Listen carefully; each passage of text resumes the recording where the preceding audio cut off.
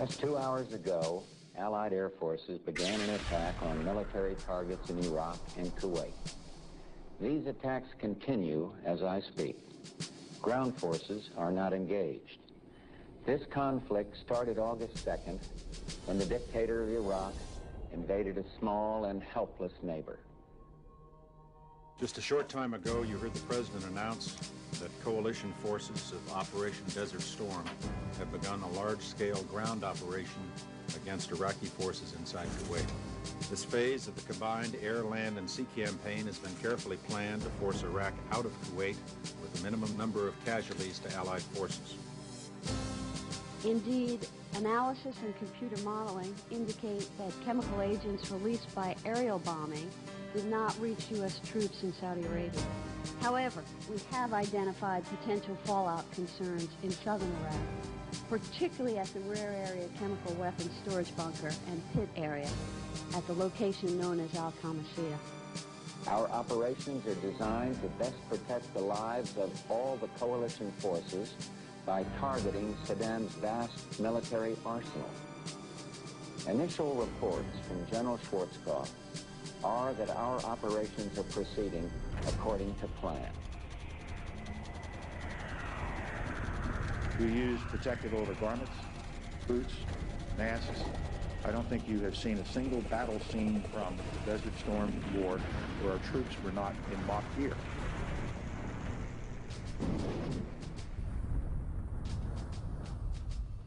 During our time over there, we started seeing individuals become ill with various symptoms ranging from rashes all over their bodies or chronic explosive diarrhea, heavy bleeding accompanied with that, excruciating headaches, the bones and the joints started aching, and there were night sweats, and things only became worse as time progressed. There's enough paperwork right now to prove there is a Gulf War illness, and there's certain medicines that control it, and that's all they're doing right now is controlling it for a few. Iraq did use chemical and biological munitions. And they punched us with all these different vaccines supposedly to protect us. And the threat of biological warfare is nothing new to the military, but the Persian Gulf War placed a special... Knowing that some of these had never been tested on humans. We're all forced to roll up our sleeves and pull down our pants and get shots in the gluteus and in the tricep muscles of our arms. Before the Gulf War, I could run all day and leap tall buildings at a single bound. After the Gulf War, we couldn't walk a mile. I know for a fact I was exposed to chemical, biological, radioactive materials, experimental vaccines, experimental investigational drugs, oil well fires. I am considered a disabled veteran. I've got a 40% disability from the United States Department of Veteran Affairs for combat injuries caused by depleted uranium and other exposures.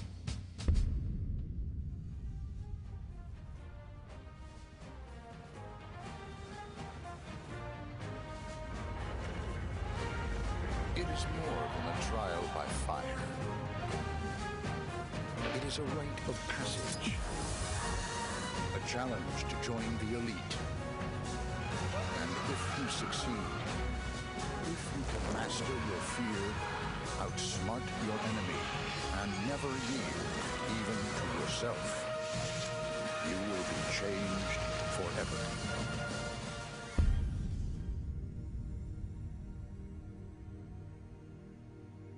Yes, you may very well be changed forever, as thousands of our military have learned. This documentary is dedicated to those who served in the U.S. military for the right reasons, who wonder why they are not and never will be the same, why they are sick, and why military leaders, veterans leaders, and the three branches of our government do not assist them in getting medical care and compensation.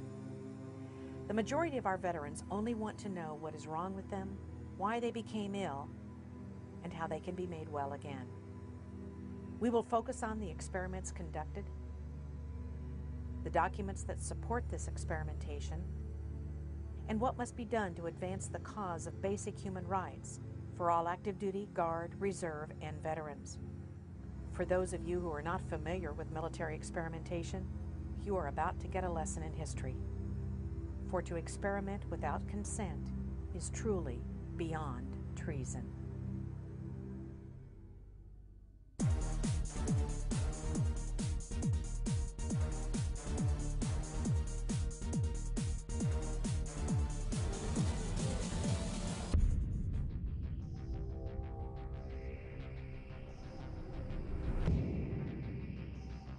Bomb away.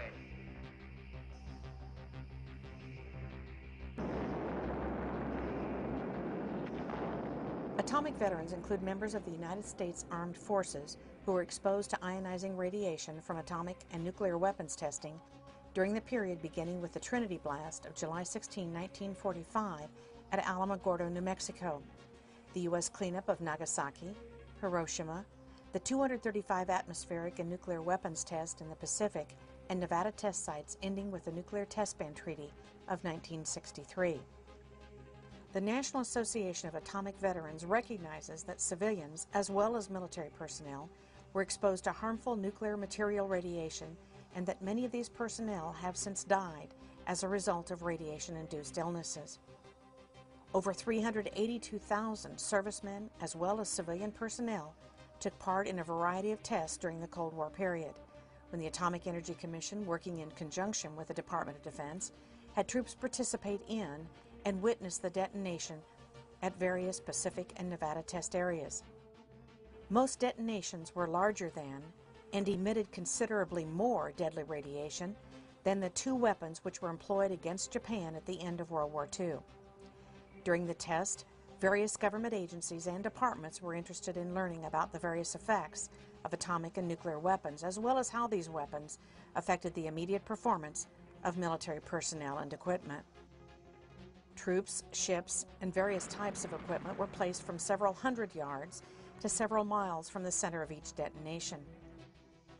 On many occasions, military personnel performed maneuvers in and around ground zeros without any protective clothing or respiratory devices.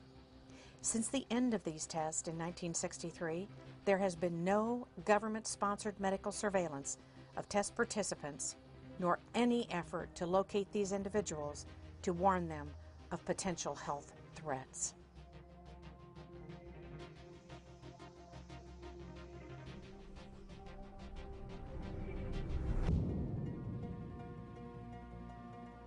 Project MKUltra was the code name for the CIA mind control research program lasting from the 1950s to the 1970s.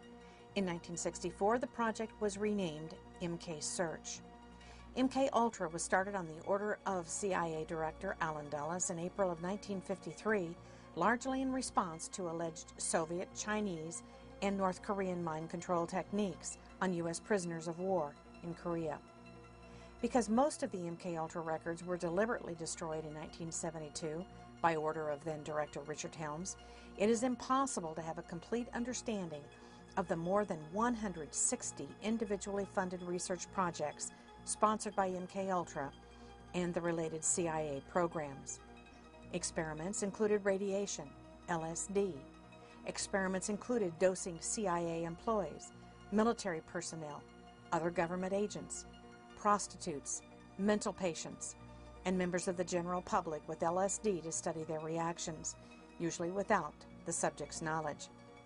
In the summer of 1975, congressional hearings and the Rockefeller Commission report revealed to the public for the first time that the CIA and the DoD had conducted experiments on both consenting and unwitting human subjects as part of an extensive program to influence and control human behavior through the use of psychoactive drugs such as LSD, mescaline, and other chemical, biological, and psychological means. The report states that no official records were kept regarding the deaths or illnesses of experimentees.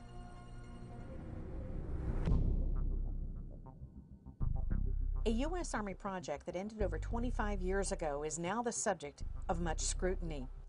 Project Whitecoat was the Army's code name for a series of germ warfare studies conducted on about 2,300 Seventh-day Adventist servicemen from 1954 to 1973. Now the Army is investigating the long-term effects that the project may have had on its participants. They center on the Seventh-day Adventist Church and the role that it played in the U.S. Army's development of chemical and biological weapons of mass destruction. Under strict secrecy, the U.S. Army established Camp Detrick outside of Frederick, Maryland during World War II for the sole purpose of developing germ weapons. The program was controlled by the Army's Chemical Warfare Service, a branch that had worked with gas weapons that were used by the U.S. in World War I. the Army began to study both the offensive and defensive aspects of biowarfare. In 1952, the Army Medical Corps stationed a medical unit in Fort Detrick, and in 1954, this unit began using Seventh-day Adventist soldiers in its research, presumably in the defensive aspects of germ warfare. Fort Detrick was home to what became known as Project Whitecoat, the code name for the group of Seventh-day Adventist soldiers who were used as human guinea pigs in biowarfare research.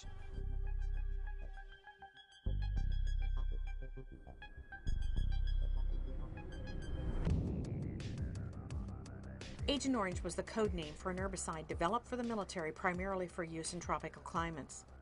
The purpose of the product was to deny an enemy cover and concealment in dense terrain by defoliating trees and shrubbery where the enemy could hide. The product Agent Orange was a code name for the orange band that was used to mark the drums in which it was stored. The product was tested in Vietnam in the early 1960s and used at the height of the war in 1967 and 1968. Agent Orange was a 50-50 mix of two chemicals known conventionally as 2,4-D and 2,4,5-T. The combined product was mixed with kerosene or diesel fuel and dispersed by aircraft, vehicle, and hand spraying. An estimated 19 million gallons of Agent Orange was used in South Vietnam during the war, potentially affecting 2.5 million Vietnam veterans. On May 5, 1990, Admiral E.R. Zumwalt, Jr., in a classified report submitted the following: Report to the Secretary of the Department of Veterans Affairs on the association between adverse health effects and exposure to Agent Orange. In that report, he concluded that it was at least as likely as not that the exposure to Agent Orange caused numerous life-threatening, debilitating, and deforming diseases.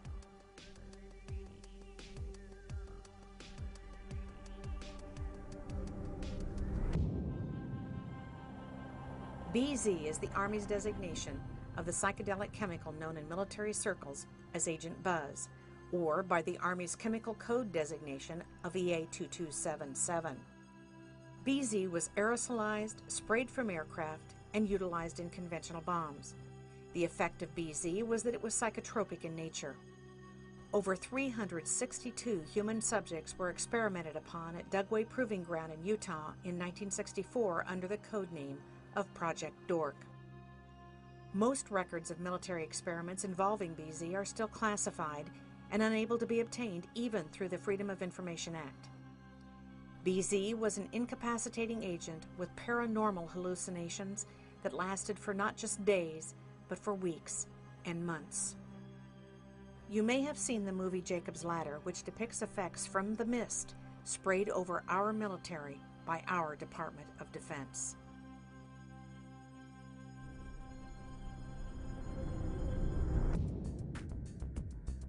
To this date, the Department of Defense continues to deny and stonewall the existence of a Gulf War illness. The Gulf War illness is a cumulative effect of exposure to depleted uranium, chemicals, biologicals, vaccines, petrochemical agents, and parasite diseases such as leishmaniasis. Few people are aware that the Gulf War was yet another example of the Department of Defense's intentional exposure of its own troops to its own deadly weapons. From 1984 through 1989, the U.S. government, with full knowledge of the CDC and the Department of Commerce, sold and transferred to Iraq $4 billion worth of deadly chemical agents, deadly biological agents such as anthrax, Clostridium botulinum, and West Nile fever virus. As a result of the first Gulf War, hundreds of thousands of our military are now sick, and many have died. The official figure of those who served in Operation Desert Shield and Storm is 697,000. The Department of Defense has now declared nearly 250,000 of those troops as permanently disabled. The official position of the Department of Defense is that there are no classified or unclassified documents that exist to prove that chemicals and biologicals were used in the first Gulf War. But in only a 100-hour war, when less than 150 troops died, how do we explain the morbidity and mortality rate of nearly 450,000 of our servicemen and women.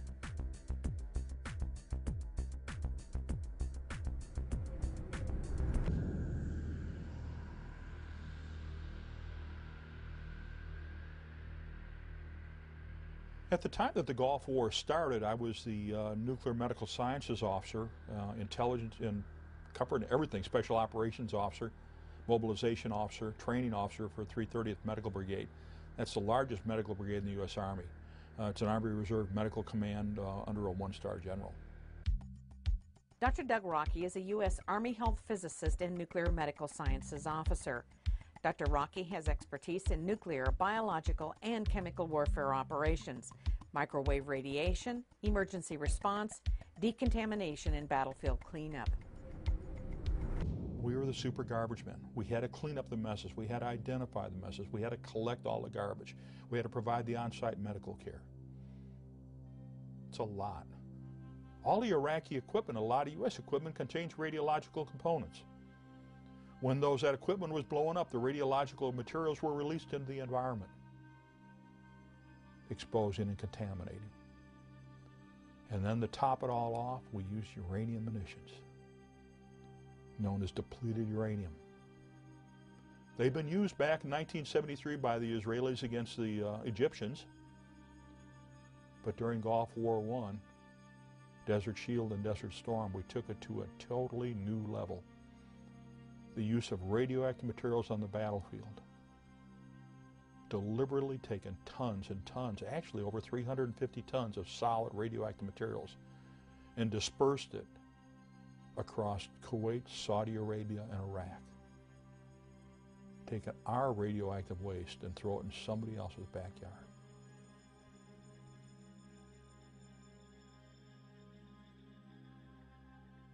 I am considered a disabled veteran. I've got a 40% disability from the United States Department of Veteran Affairs for combat injuries caused by depleted uranium and other exposures. Lieutenant Colonel John Marks is an A-10 pilot attached to the 303rd Fighter Squadron stationed at Whiteman Air Force Base, Missouri. The reason it used depleted uranium is it's a very dense, heavy metal, and it's able to penetrate the most armor of any type of material used. It is a very minor amount of radioactivity, but it's not anything that, as long as it's in its bullet form, it can be stored, and it's not any type of hazardous material. Once it hits a vehicle and vaporizes, then it becomes more of a hazardous material that you have to have special handling of that type of thing. But in its normal bullet form, it's not hazardous, and because of the depleted uranium. It is highly effective against armor. We've got direct memorandum from the Department of the Army and other Department of Defense officials specifically telling us that not only were uranium munitions a health threat, they were a serious health threat, the contamination. We got direct warnings, famed Los Alamos memorandum, that to make sure and write a report so that uranium munitions can always be used because there's direct concern about the health and environmental effects. We had the warnings. We also had the responsibility to put together all the decontamination guidelines and also what's called the Combat Lifesaver Program. So myself and my team wrote that, which has now been adopted by the Army and is used every day by the Army. Battlefields and fighting are by nature hazardous to your health. Some hazards are easy to identify and well understood. Soldiers recognize the serious hazards presented by incoming artillery shells and bullets and take appropriate actions. However, some lesser hazards from new technological applications are not so well known and recognized. One of these newer applications is the use of depleted uranium in munitions and equipment armor. Depleted uranium is obtained from uranium ore, which is found throughout the world. In the United States, this ore is mined in New Mexico, Colorado, Wyoming, Utah, and Arizona. Uranium ore contains 3 isotopes. By weight, 99.28%, which is uranium-238, 0.71%, which is uranium-235, and 0.0058%, which is uranium-234.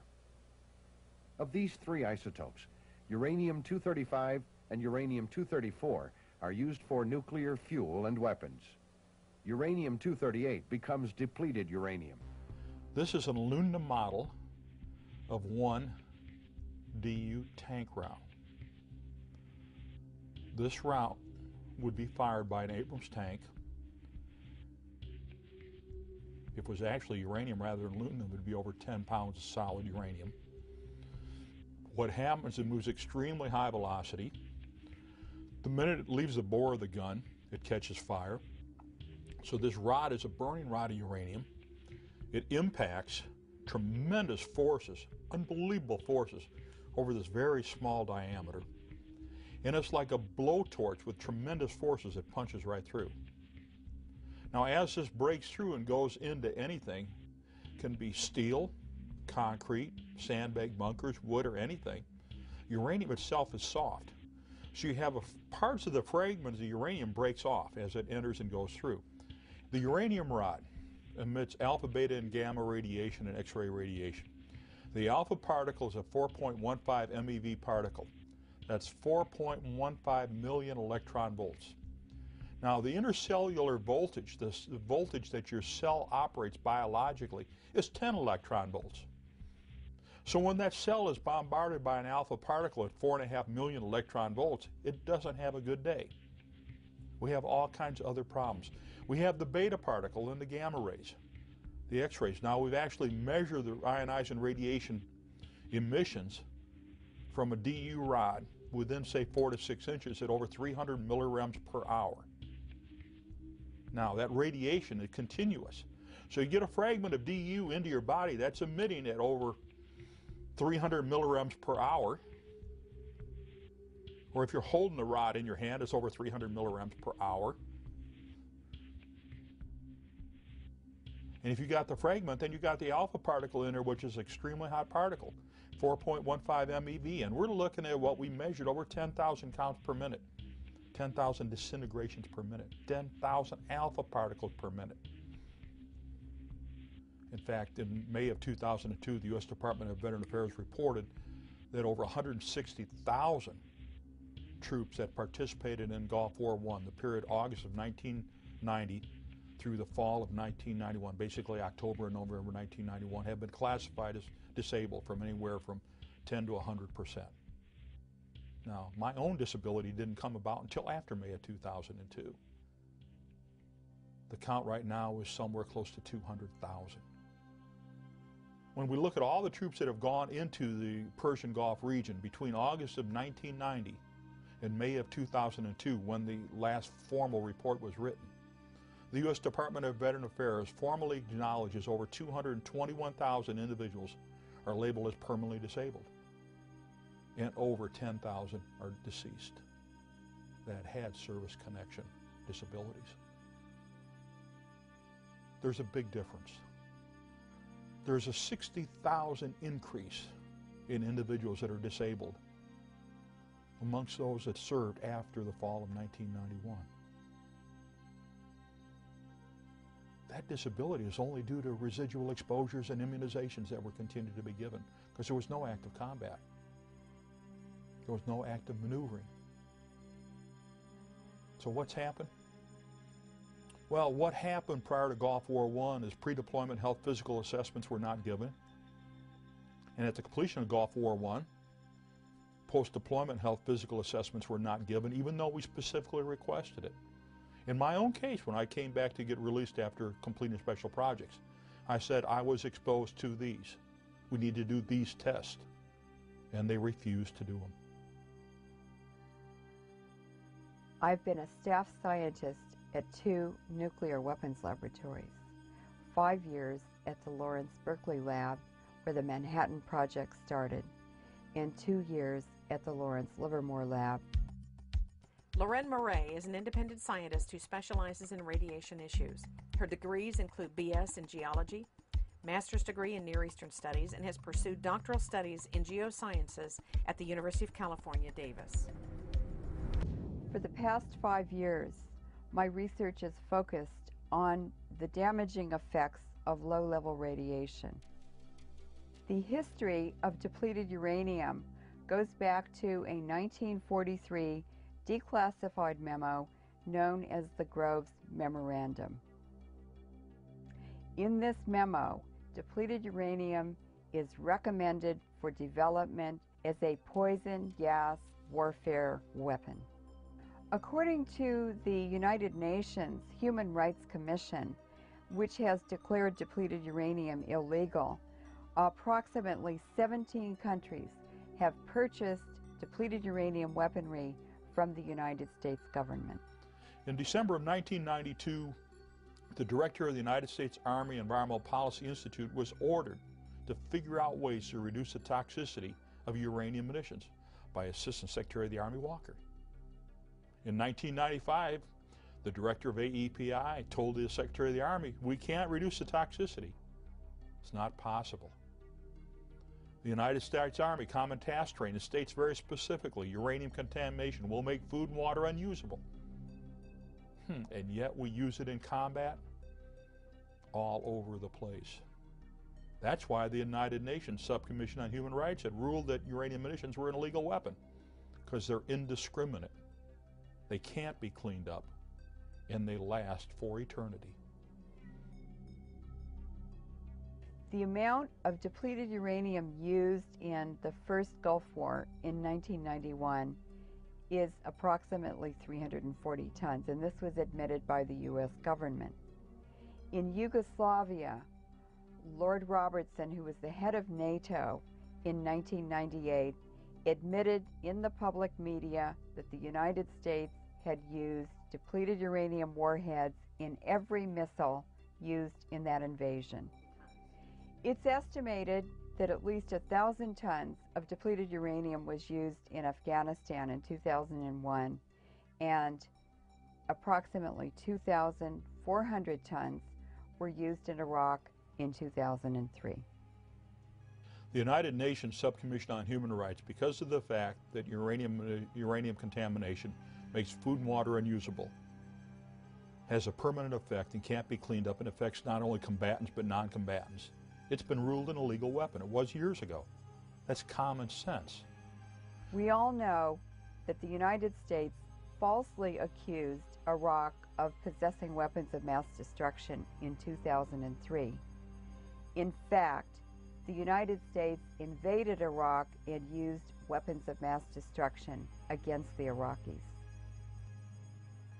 Depleted uranium has a half-life of 4.5 billion years.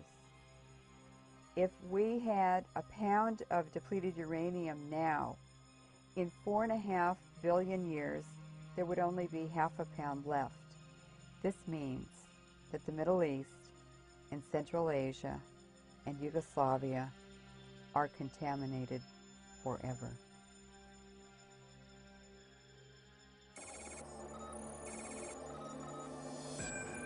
We're 1st Platoon Charlie Company, and we were part of Operation Iraqi Freedom. On the battlefield, you gotta have an officer who can think on his feet. We had that. Lieutenant Walker came to us from ROTC. It didn't matter if we were in training or in combat.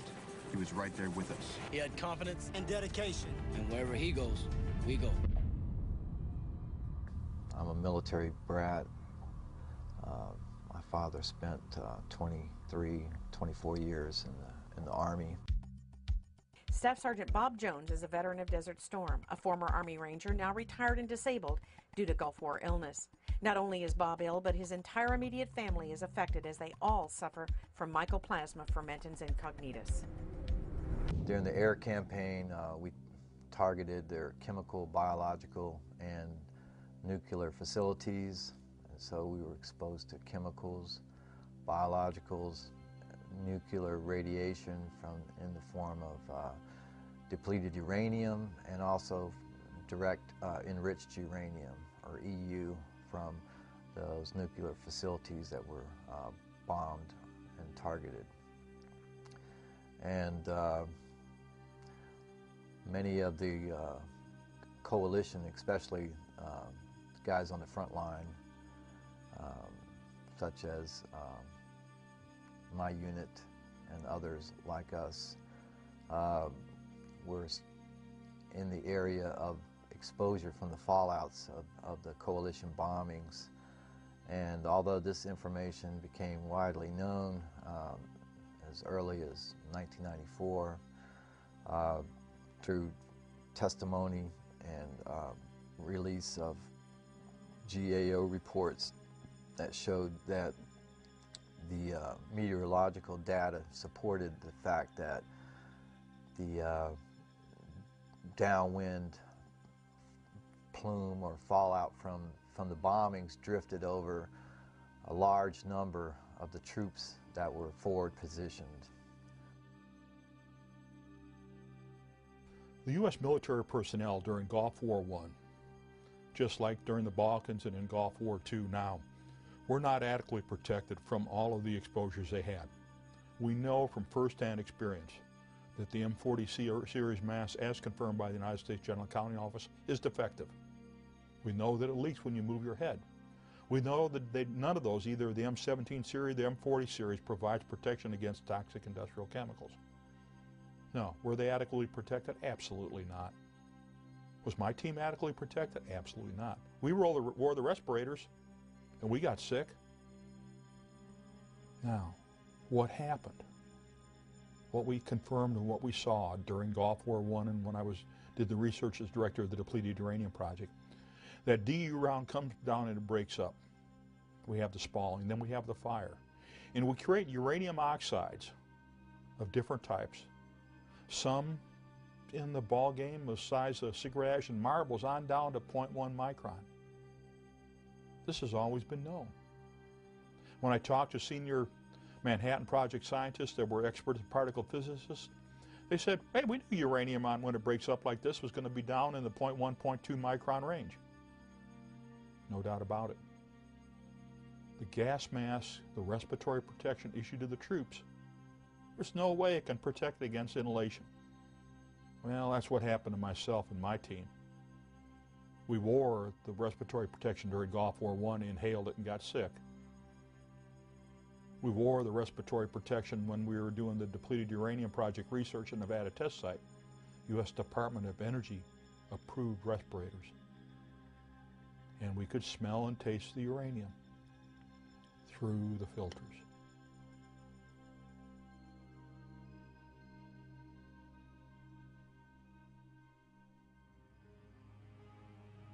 During our time over there, we started seeing individuals become ill with various symptoms ranging from rashes all over their bodies or certain areas of their bodies to having chronic explosive diarrhea, which in some cases was heavy bleeding accompanied with that. We had, and I can speak for myself on this as well, excruciating headaches. The bones and the joints started aching, and there were night sweats, and you know, things only became worse as time progressed. And my unit in particular was deactivated after our return back to Germany in May of 1991. Some of the other individuals started showing up with other diseases, which included several types of cancers, and the neurological problems that many of us suffer from, and degenerative joint bone disease, spine disease, and other manifestations of illnesses that were at that time still unexplained, that caused them to no longer be able to perform their duties as a soldier as they had for so many years. And some of us that conceived children after the war, and I know of at least 2 individuals where their children were born perfectly healthy according to the hospital, and within 6 months after their return, their hearts literally exploded in their chests.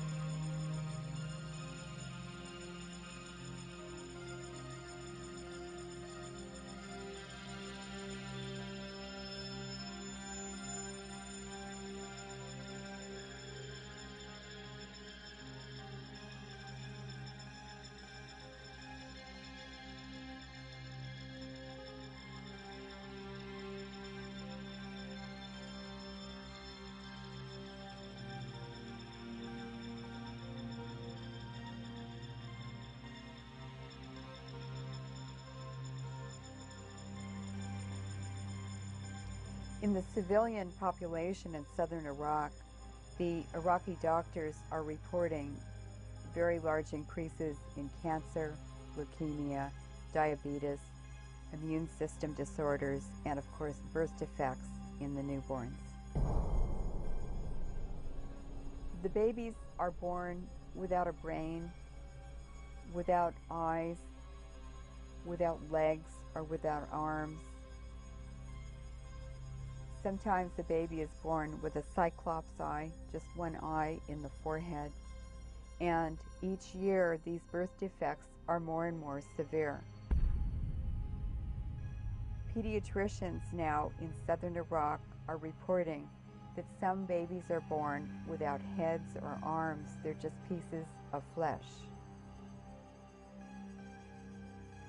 Because Iraq is in an arid region with severe dust storms annually, this remobilizes the depleted uranium on the ground and on the battlefields. And so the civilian population will continue to be exposed to increasing levels of DU internally. The severity of the birth defects and radiation-related diseases will increase over time. In fact, depleted uranium is a death sentence.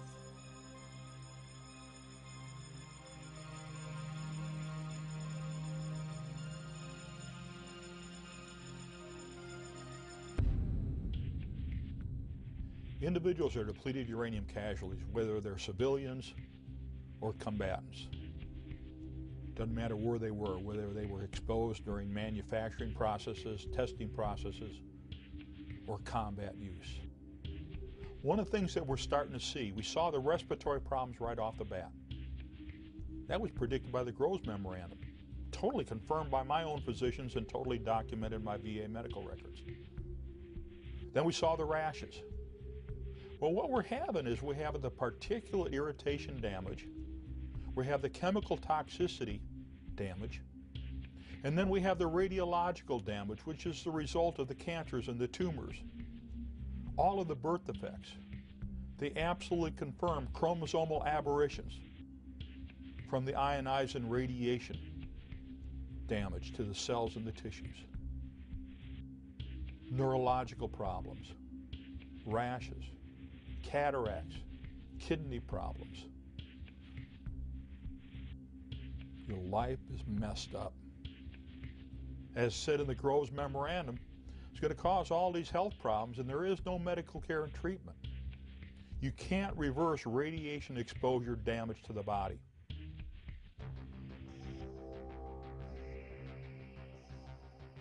This represents a depleted uranium particle. The styrofoam ball in the center is millions of atoms of uranium, and the toothpicks are the tracks of the alpha particles that are released from the uranium nucleus. When these pass through the cell, they release tremendous amounts of energy, which cause the cell processes, enzymes, and hormones to malfunction. When there are billions of these distributed throughout a body, they cause diseases in many ways, and that's why Gulf War syndrome is a complex system of diseases caused by malfunctioning of all of the parts and the processes in a cell that make life possible. Some of the soldiers were losing their mind. Dennis Kine served in the U.S. Army until 2003 with the rank of Specialist D4. A graduate of the Nuclear, Biological, and Chemical School, today he serves as a veterans advocate. Kine also graduated magna cum laude from San Jose State University. We bombed on January 17th. We started bombing. We bombed for 45 days. And after 45 days, February 28th, we started a ground invasion, which is said to be the most victorious military operation ever in the history of mankind.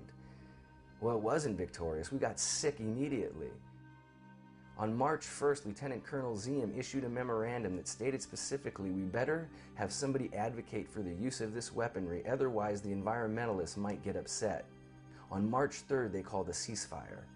So from the date Lieutenant Colonel Ziem's memorandum was issued, 2 days later they called a ceasefire on March 3rd, 1991, and on March 8th another memorandum was issued saying all soldiers in this area should be protected by wearing their safety clothing. So in 1 week's time, they had 2 memorandums and a ceasefire that pretty much indicated why all the soldiers were sick. If the American people could only wake up and see what is happening, you know, this is a tragedy. You know, we're not the first victims of war. In many cases, our wounds are invisible. You know, we carry them inside of us, and it's only through specialty testing and specialty diagnostic testing that you can isolate and find these particular mechanisms involved, whether they be chemical, biological, nuclear, or other agents that would cause what has become known as Gulf War illness, Gulf War syndrome, Persian Gulf illness. There's no such thing as a syndrome. This is an overlapping combination of toxic and other exposures that varied from individual to individual depending on where they were at, what they were exposed to, and how long and the duration of their exposures. In a cubic meter of air, there are 1 billion particles, a tenth of a micron, in diameter. An ordinary man breathes 28 cubic meters of air a day. And for that reason, our soldiers, internally contaminated to depleted uranium, have billions of particles of depleted uranium distributed throughout their bodies. DU can be found in all parts of the body. It has been reported in the bladder, in the semen, in the bone marrow, in the lungs, and the brain. Because of the contamination of the semen from the depleted uranium particles, soldiers returning internally contaminate their wives and their partners. It wasn't so much my illness, but my family was also ill, and they required medical attention and medical treatment, real medical treatment. I retired in June of last year, June 2003. As soon as I retired, my family was completely dropped from the military medical system. In other words, we were enrolled at the Womack Family Practice, and as soon as I retired, we were dropped like a hot potato. And although I begged and pleaded, they would not let my family re-enroll back into the Womack Family Practice. So in essence, my wife was completely cut off from all the medications and all the treatment that she had received for the past 7 years that dealt extensively, because she was also a victim of these exposures that I brought home from the Gulf War, from my equipment and from my personal exposure, as I alluded to earlier, from bodily contact, and that to me is the greatest travesty. I just can't imagine how a nation, not only will they take care of their veterans that have returned from war, but you have innocent family members and loved ones that never put their hand up and swore allegiance to fight and defend the Constitution of the United States, and they get kicked to the curb and nobody cares. When you get these health effects, you have to prove the United States Department of Veteran Affairs that you were exposed. And then you have to prove that the health effects that you're seeing were caused by the exposures you have. But it's very difficult to do when the medical records have been destroyed, the personnel files have been missing or destroyed. And when you got senior Department of Defense officials continue to state, well, none of these guys are sick. None of these guys are dead. Why don't you ask Sue Reardon someday about Terry? Why don't you ask Sue Sitten someday about John? Or Frank Zuley? for Mr. Kiefer. Ask his granddaughter why she'll never enjoy her grandfather. And look at the Iraqi women and children and men.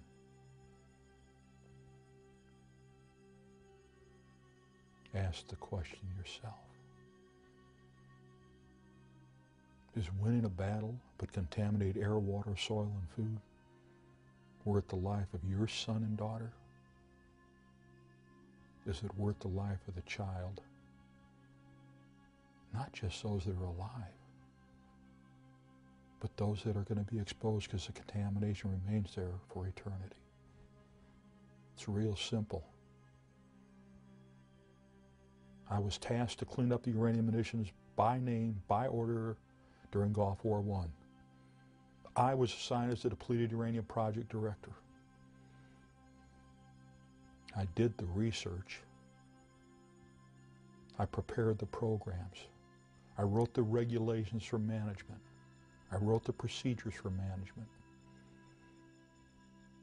And I got sick because I served my nation. And I was discarded. I was abandoned.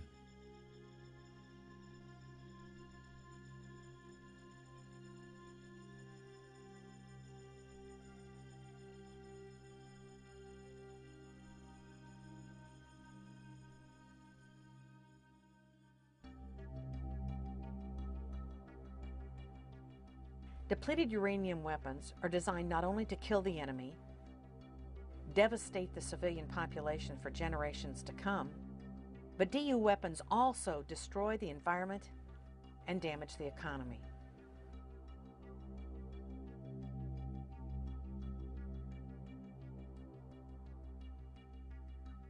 In 1996, the United Nations passed a resolution that made DU illegal under international law. In order to protect themselves and continue the illegal usage of depleted uranium, the United States government has co-opted the International Criminal Court, thus protecting certain individuals from war crimes charges. Unbeknownst to most U.S. citizens and unreported in the U.S. media was the International Criminal Tribunal for Afghanistan held at Tokyo, Japan, December 15th of 2002. Those meetings lasted for over a year. The initial complaint presented for the tribunal charges George Bush with 31 counts of war crimes, violations of the Geneva Conventions, and other crimes against peace in the war on Afghanistan. In addition to the original 31 war crime charges against George Bush, the judges and tribunal recommended 2 additional charges. Number 1, Bush knowingly used depleted uranium on the battlefield against his own troops, and number 2, that it was, in fact, a crime against the environment.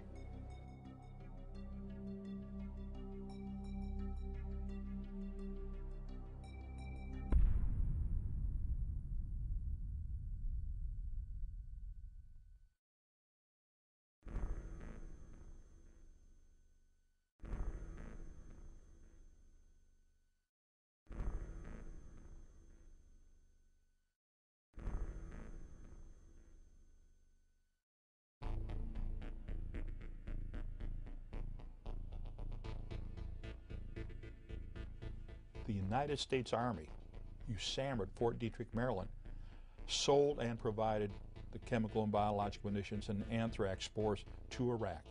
That's totally confirmed in the Regal Commission report written by James Toot and the subject of a made-for-TV movie called Thanks to a Grateful Nation that starred Ted Danson and Mark Helgenberger.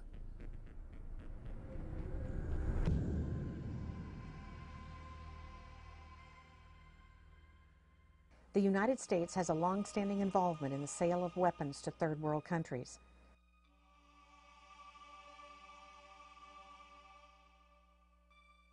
Donald Rumsfeld, a private citizen, met with Saddam Hussein as a political envoy of the Reagan administration on December 20th of 1983. It is a little-known fact that he was also president and CEO of the G.D. Cyril Pharmaceutical Company. According to Howard Teicher, author of Twin Pillars to Desert Storm, he and Rumsfeld traveled to Baghdad on December 17th in order to lay the groundwork for the presumption of full diplomatic relations between the United States and Iraq. Prior to that time, Iraq was on the known list of terrorist countries. Iraq invaded Iran in September of 1980. It is important to note that the ban on the sale of weapons was in force until 1982, when it was lifted with the strong objections from Congress. The U.S. began the transfer of helicopters to Iraq in December of 1982.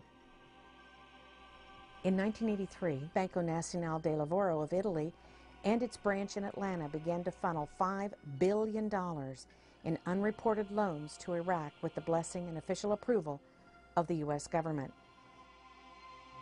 The Reagan administration began secretly allowing Jordan, Saudi Arabia, Kuwait, and Egypt to transfer United States weapons, including howitzers, Huey helicopters, and bombs to Iraq. These shipments violated the Arms Export Control Act.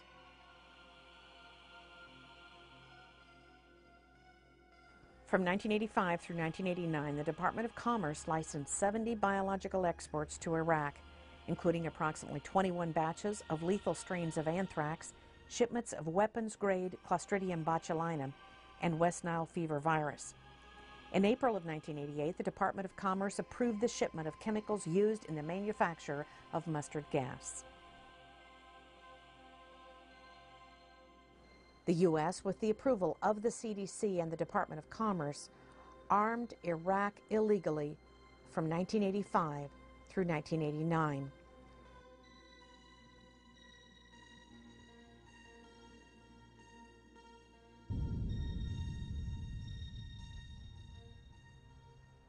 We knew from the fact that Iraq had got chemical and biological weapons from the United States and used them on Iraqi Kurds and on the Iranians, that they didn't have in their possession, they would probably use them. We knew that all the toxic industrial chemicals that we use in the military, when we move a military, go into combat, were going to affect everybody. We knew that all of the other weapon systems we had have a horrible health and environmental effect on the battlefield. That's history. And with all the background all of us had, both within the military and within academia, it was very easy for us to understand and predict what was going to happen. During the period of 1990 and 1991, we made a conscious decision, and this decision was a decision made between General Powell, General Schwarzkopf, General Horner, and Secretary Cheney to blow up Iraq's chemical and biological stockpiles in place. We also decided to blow up their nuclear reactors in place. This is all confirmed in Schwarzkopf's autobiography, It Doesn't Take a Hero, on page 390. For somebody who wants to look, you can go find out for yourself. At that time, we warned everybody that these exposures, downwind exposures, were going to have a disastrous effect on U.S. military personnel, on coalition personnel, on Iraqi personnel, and on the civilians and non-combatants in the region. That warning was ignored.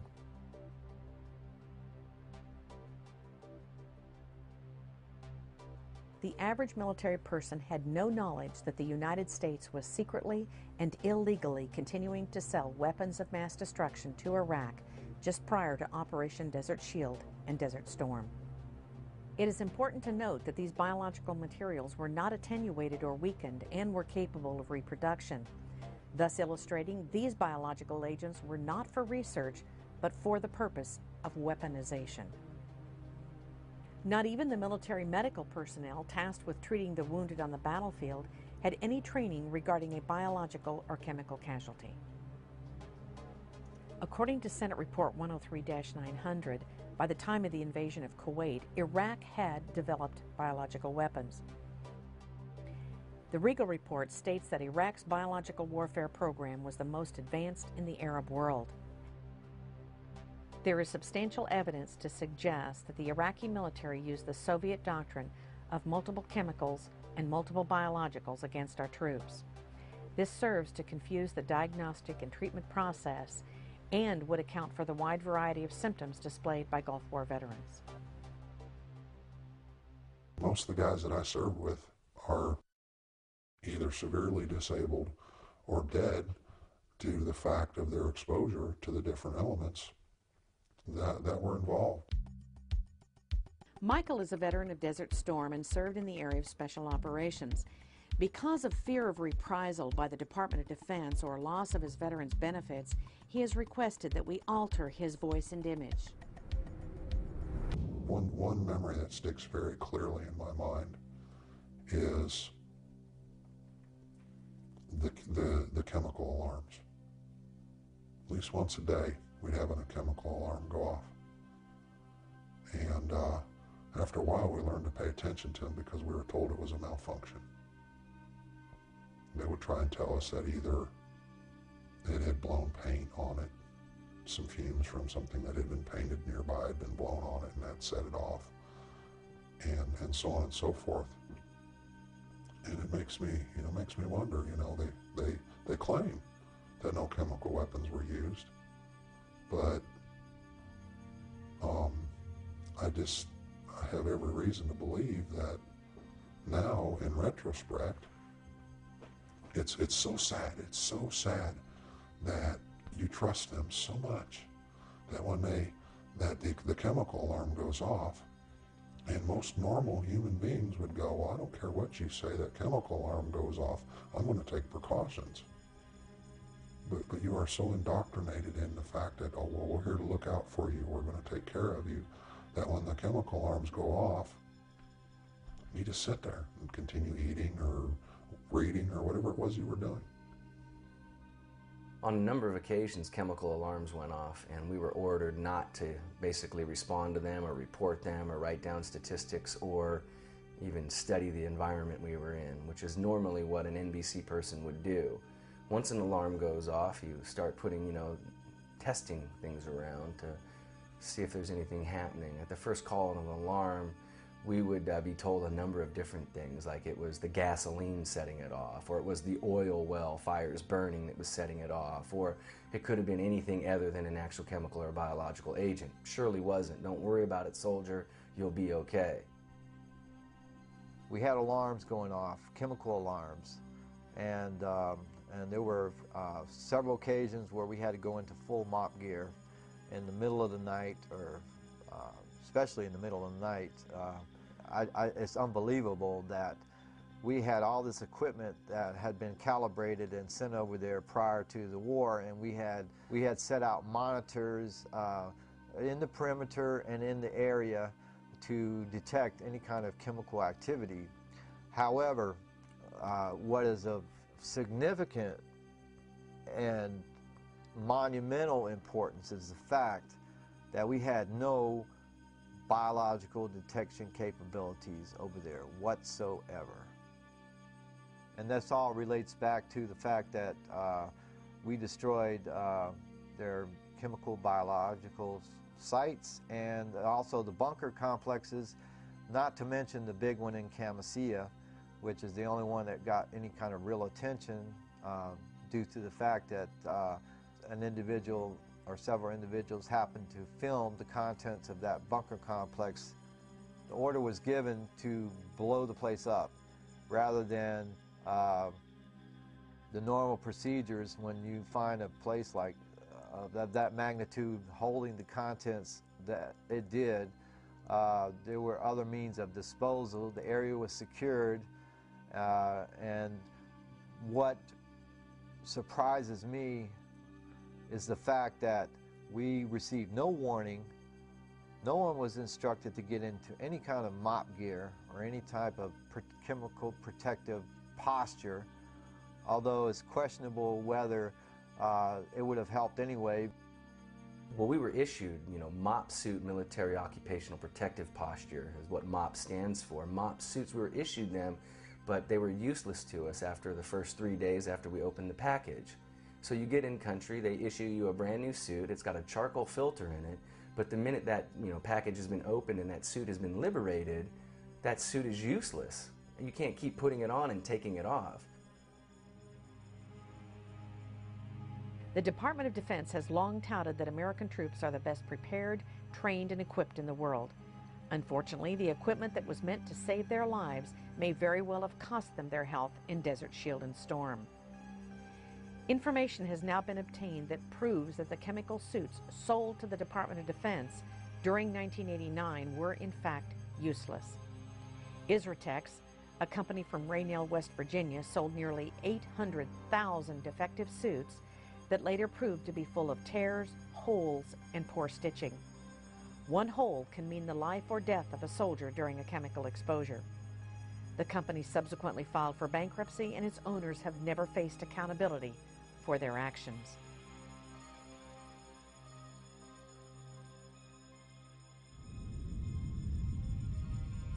The Camisea bunker complex is estimated to be 100 bunkers and 60 warehouses, each the size of a super Walmart.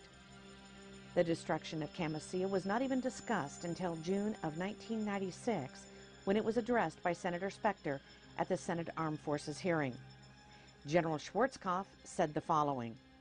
As I stated, the first time I ever heard of Camisea was in 1996 when it was first announced by the Department of Defense, and nobody was more surprised than I was. A little later in his testimony, General Schwarzkopf apparently contradicted himself when he said the following. I remember General Franks came to me, and I assume it was Camisea he was talking about at the time, because it was about the same time frame, and talked about this huge ammunition dump that they had found with literally tons and tons and tons of ammunition in it, and there was no way they could possibly retrograde it, and I challenged him on that, and he convinced me that no, they couldn't retrograde it, and therefore they were going to destroy it in place. I said, fine. Now that's Camisea. From what I heard about the size of the bunker that Franks was talking about and the others that they blew up, these were huge bunkers with crates and crates and crates and crates of ammunition in them, and I can only assume that they either didn't recognize them or didn't see them at the time. We were under pressure to withdraw, and under the pressures of withdrawal, we did destroy everything we could so that the Iraqis couldn't fall back in on it and use it in some other war against us. General Schwarzkopf just stated that he was concerned about the Iraqis regaining control of the ammunition that was contained at the Camisea ammunition depot. However, several individuals have come forward with other reasons as to why the bunker depots were hastily destroyed. I'm Dan Topolsky. I was the Nuclear, Biological, and Chemical Defense NCO for B Company, 37th Engineer Battalion. I was on the Camisea bunker complex mission. Sergeant Topolsky was one of the nuclear, biological, and chemical non-commissioned officers in charge of identifying munitions at Camisea bunker complex in Iraq. I felt betrayed. I felt like we had been sold out for dollars when I saw what I saw inside those bunkers. Even though I had 40-some years in military service, if you were to bring in a bunch of ammunition and pile it up in front of me, and one of them was a 122-millimeter rocket with chemicals in it, I would not be able to tell you that that had chemicals in it, particularly if it was an Iraqi rocket with Arabic writing on it or something of the sort. We identify ours when we had them in a very specific way by color coding. I don't have the slightest idea what the Arabs did. General Schwarzkopf stated that we identified our weapons by color coding. According to Sergeant Topolsky, the colored bands identified biological and chemical munitions inside the Camisea bunker complex. According to Sergeant Topolsky, the yellow or purple bands indicate chemical munitions. The green bands represent biological munitions. General Schwarzkopf also said he could not identify munitions, especially if they had Iraqi markings on them. You will also note these munitions were plainly marked in English and indicated these munitions were supplied by countries like Jordan, England, Russia, as well as the United States of America. According to the 1972 Geneva Convention, weapons of mass destruction are illegal. Therefore, according to Sergeant Dan Topolsky, it is very likely that these munitions were destroyed not so much to prevent Saddam Hussein from regaining control of them, but to destroy the evidence of these countries breaking international law. The 37th Engineer Battalion, way back in the air campaign, was ordered by our battalion commander not to wear our protective overgarments unless specifically told to do so. My company pretty much ignored that order because my company commander supported me when I said that that was dead wrong, and he's going to wind up with a dead company if he listens to it. Now, a lot of the other companies in the battalion didn't do that. On April 17, 1997, General Colin Powell testified before the same Senate panel, and as was the case of General Schwarzkopf, he was not required to take the oath to tell the truth. In regard to the chemical mop suit, General Powell said the following. We use protective overgarments, boots, masks. I don't think you have seen a single battle scene from the Desert Storm War where our troops were not in MOPP gear. Well, the Department of Defense officials continue to lie about what we know and what happened during Gulf War I. But it's real simple. The chemical agent alarms went off. There was no other reason for them to go off. The individuals got sick. There's no other reason for them to get sick. And medical tests, my own medical tests, confirm, absolutely confirm, the sarin and cyclosarin exposures, for which I had been notified directly by the Deputy Secretary of Defense by name in a personal letter that, hey Doug, you got exposed to sarin and cyclosarin because you were downwind from Comasea. But Comasea was only one of over 100 sites that we deliberately blew up after the completion of the ground war from March through the fall of 1991.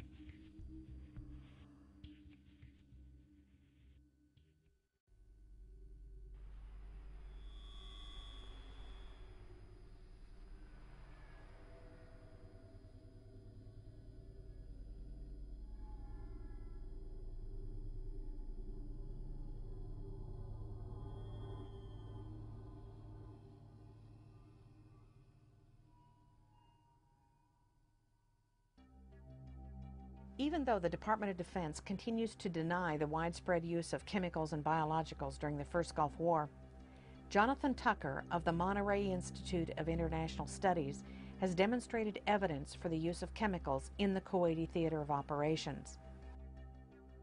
The U.S. intelligence reports show the presence of Iraqi chemical weapons. Military log entries describe the discovery of chemical munitions in Iraqi bunkers during and after the ground war. There are incidents in which troops reported acute, numerous symptoms of toxic chemical exposure. There's credible detections of chemical warfare agents made by Czech, French, and American forces. Chemical warfare agents that were detected by coalition forces during the Gulf War include the nerve agent Tabin, sarin, cyclosarin, and the blister agents sulfur, mustard, and lewisite. To this date, there has been no diagnosis or treatment offered by the Department of Defense or Veterans Administration. Dr. Robert Haley, MD of the University of Texas Southwestern Medical School in Dallas, Texas, has detected damage in the brains of those Gulf War veterans who were near the explosion of Comasea. Those injuries had resulted in not only increased social problems, but also a 90% divorce rate and increased crime rates among those vets who showed damage in the area of the brain that controls judgment. The children of Gulf War veterans have shown increased defects such as Goldenhar syndrome, a missing eye or ear, major organ or digestive deformities, and general failure to thrive.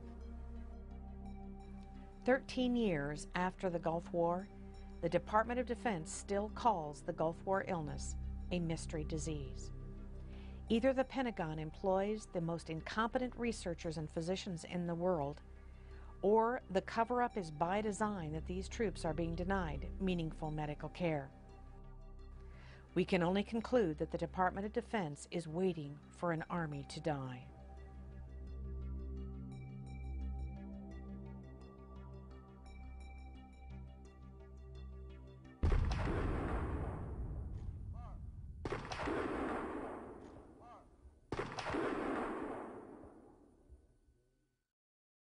The threat of biological warfare is nothing new to the military, but the Persian Gulf War placed a special emphasis on it. This renewed emphasis caused the Defense Department to look at how it was protecting men and women in uniform from this battlefield threat, this unseen enemy. Staff Sergeant Noah Berg looks at one of those enemies and what is being done to fight it. The Defense Department says it can be a big threat on the modern battlefield. Anthrax, most commonly associated with livestock.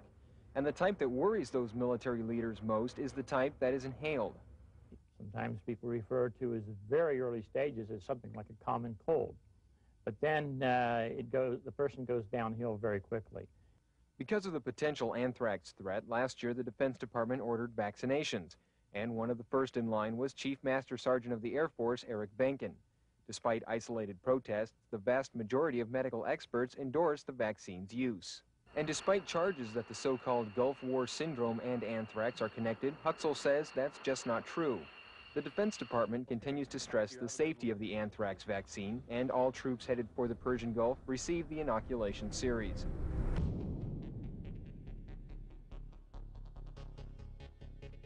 We had all the problems from immunizations.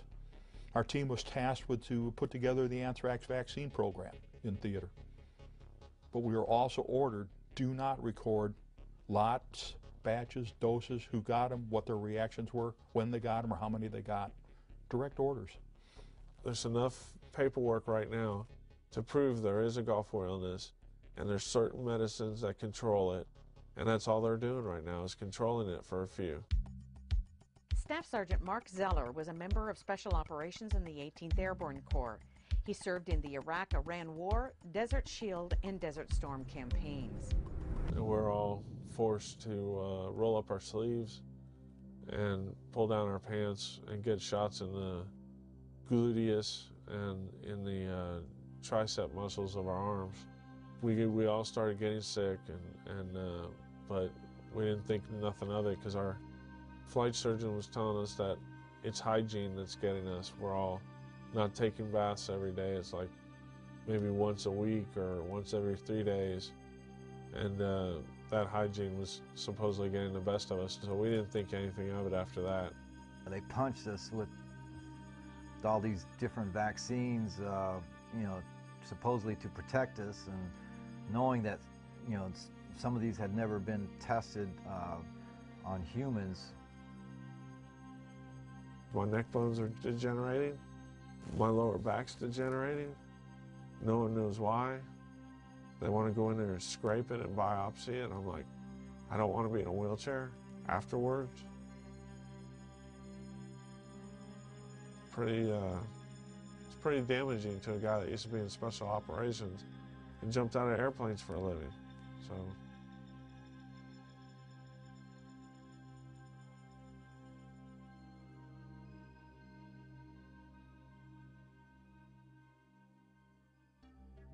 The use of vaccines in the military with recruits and servicemen and women is well documented. What is not well known is the relationship between the Department of Defense and pharmaceutical companies who have a vested interest in the widespread use of vaccines, what is contained in the vaccines, and just how many of those vaccines that were given that were in fact experimental. The experimentation of individual military members by the bureaucracy of the military medical establishment crosses all party lines.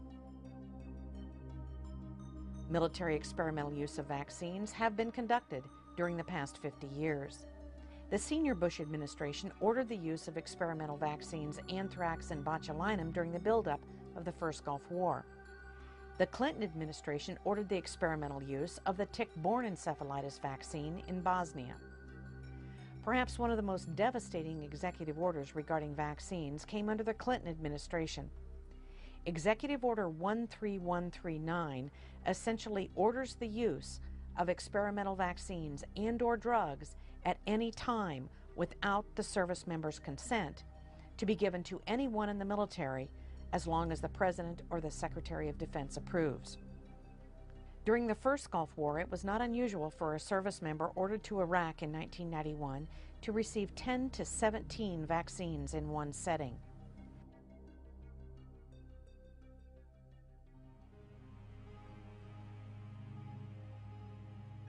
Thousands of U.S. and coalition military personnel who served in the Persian Gulf War are now seriously incapacitated from unknown causes.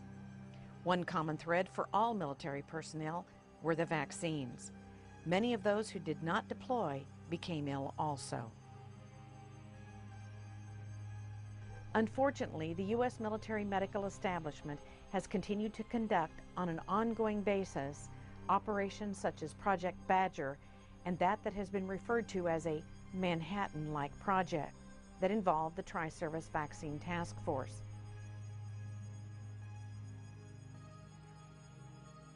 Credit for the best vaccine research should go to Gary Matsumoto in his acclaimed book entitled Vaccine A.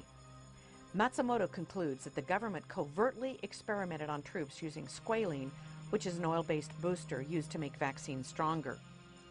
Squalene has only been approved for use in experimental AIDS and experimental malaria vaccines. Since a large percentage of U.S. forces tested positive for squalene, it has led many individuals to believe that the anthrax vaccine could have been a primary clinical trial for an AIDS vaccine experiment. What the DoD should have disclosed to the troops is that squalene causes life-threatening diseases such as lupus, crippling arthritis, and multiple sclerosis.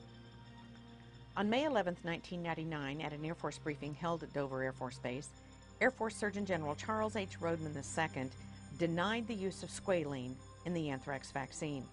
He was backed up by Army Colonel Arthur Friedlander. However, 6 weeks later, the FDA identified the presence of squalene in 2 separate vaccine lots. With the reintroduction of the anthrax vaccine prior to the Second Gulf War, up to 50% of Air National Guard pilots resigned rather than take the deadly vaccine. To this date, the Department of Defense continues to give the anthrax vaccine to U.S. military.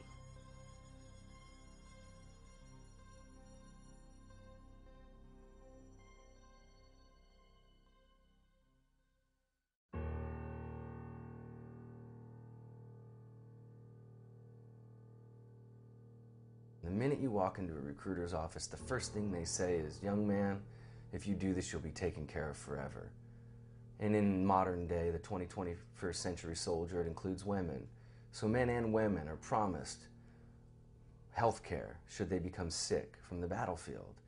And the fact of the matter is that since Operation Desert Storm concluded, 10 to 11,000 soldiers are dead. 250,000 of us get a check from the Veterans Administration for undiagnosed illnesses. And double that amount have actually gone to the Veterans Administration and entered into study groups known as ionizing radiation study groups and Gulf War depleted uranium study groups. And that's just being used as a guinea pig. So we were abused by the Department of Defense. We got sent to a contaminated battlefield. We came home, we were being studied by the Veterans Administration, and every time we turn around and look for some help, somebody calls us a post-traumatic stress disorder. And that's not appropriate. We're not stressed out, we're sick. We've been contaminated. I do what I do every day because the system hurt me. Phyllis, you're on the air with Dennis Kine. Go ahead, please. I just want to take time, Dennis, to thank you so much and be able to say this personally to you. And I want to urge the folks to order your book. And I can't go at the pace that I used to, and I'm so thankful for someone like you to help some of us old-timers. It hurt me as a soldier and it hurt me as a veteran. And I don't want to see anybody else get hurt. I don't do this because I need to inflict any pain on anybody. I do this because young men and women enter voluntarily into a system to go serve their country, serve their friends, serve their family, and serve their fellow Americans, and they get duped by the recruiter from the very beginning when they're told, if you get injured or become sick, we will take care of you. And for 14 years, I've been a prime example. My family members, my brothers, are prime examples of people who never got cared for. There's legislation in Congress right now to implement another draft.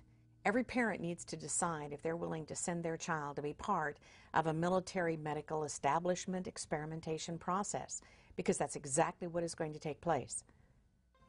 For the past 50 years, we've been experimenting upon hundreds of thousands of our military. It's incomprehensible the damage that has taken place in the lives of these servicemen and women. And it's not just the servicemen and women, it's their families, their spouses, their children that have been severely affected. It must stop. How will we ever get anyone to join the military knowing that they're going to be exposed to whatever the Department of Defense desires to do with them? Once people are aware of the massive amount of experimentation that takes place in our military, we won't have one. We won't have a group of people that will serve. And for obvious reasons. Because of the Ferris Doctrine, which has blocked any kind of compensation, assistance, or really any accountability from the Department of Defense or the military, our troops are living in some kind of slippery slope. They have no rights. With Executive Order 13139, they can be experimented upon without their consent, anytime, any place. When will it stop? How will it stop? And what must we do? One of the, I think, problems with American law is that there is a number of ways that municipalities, states, and the federal government will often immunize themselves from what would normally be seen as tort actions. In the United States, we have something called the Ferris Doctrine, which essentially articulates a rule of sovereign immunity that says the federal government is not liable for anything that happens to you while you are in military service. The doctrine originates from the year 1950, and the court at that time heard the case of a military serviceman who was killed in a barracks fire, and ultimately decided that it was good public policy not to allow these lawsuits. This really is the ultimate in hypocrisy. You see the heroic search and rescue missions where the government is very publicly going in and rescuing prisoners of war in combat, and the message there, or the propaganda if you will, is that we care about you, the soldier. The reality is very different. The reality is that they are shielding themselves behind an outdated legislation and using the soldiers essentially as pawns in a chess game. The Ferris case was literally about a serviceman who was injured in a barracks fire in New York State. That's a very different kind of case than the subsequent cases that have been brought to the Supreme Court. A case like depleted uranium or Agent Orange or something like the Tuskegee experiment, this is about the government knowingly allowing you to be injured. Some would argue intentionally allowing it to happen, certainly behaving through gross negligence to allow you to suffer injury to yourself. And the courts have consistently, for the last 5 decades, upheld this as a legal doctrine that is alive and well in this country.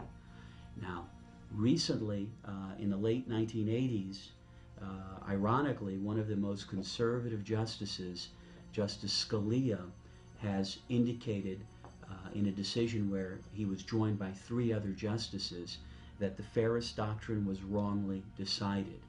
And so there's some hope that the court is starting to see that a doctrine that began over the principle of negligence ought not be applied when you get into really criminal knowledge. BeyondTreason.com will be a focal point, an area where people can go to find out what can be done, what needs to be done, and how to help. We must all join together to say, enough is enough. You see, if they experiment upon the military, the citizens are next. We can no longer play the role of esprit de corps in the military, of patriotism, of blind patriotism. We must accept the fact that it is our fault that we have allowed this to take place in this country. We call ourselves Americans, and this is freedom, and yet our sons and daughters are dying. Those that are responsible for these acts should spend the rest of their natural lives in prison for what they have done. There is no question, from the presidents on down for the past 50 years, those that have been in charge of these experiments, there is no question that this is truly beyond treason.